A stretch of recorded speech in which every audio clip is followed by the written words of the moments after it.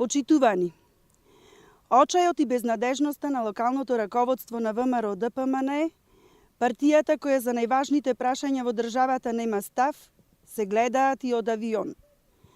Наместо да се оградат од политиките на Маријан Ристевски и неговите соработници, кои за 12 години владење станаа синоним за криминал и корупција, прилепските челници на ДПМН поддржуваат проекти од кои треба да се срамат.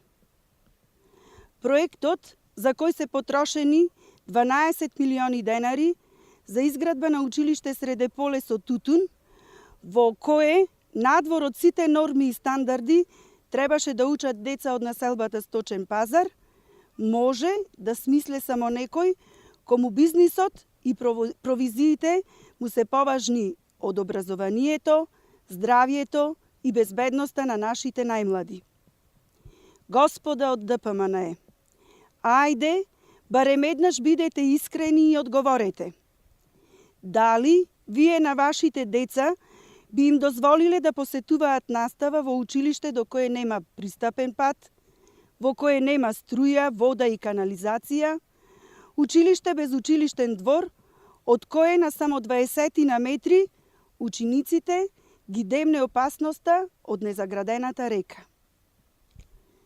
Ги повикуваме надлежните институции, подитно да откријат дали изградбата на ова училиште представува класична злоупотреба на службената должност на екс-градоначалникот Маријан Ристевски и неколкумина други партиски послушници и дил-ориентед функционери од локалната самоуправа.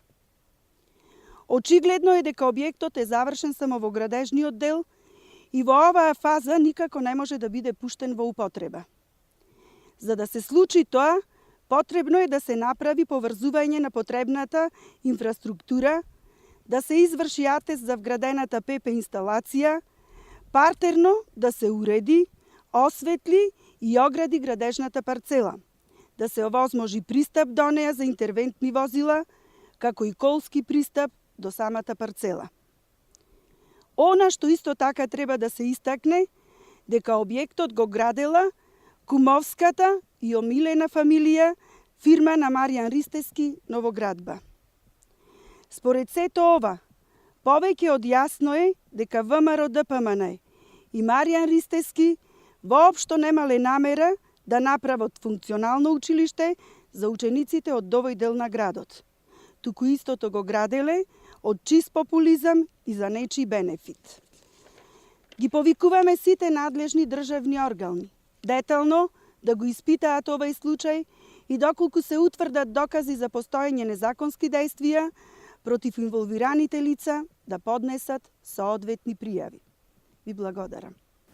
Дали вие како нова локална самоуправа имате идеја што би било овој објект во иднина, затоа што се потрошените 12 милиони денари народни пари, ако не се стави во каква и да било функција, ќе започне да се руинира? За овој став ќе добиете одговор од локалната самоуправа. Овде сум како функционер на Социјалдемократскиот сојуз и ние јасно и гласно имаме кажано нулта толеранција за корупција, нулта толеранција за криминал.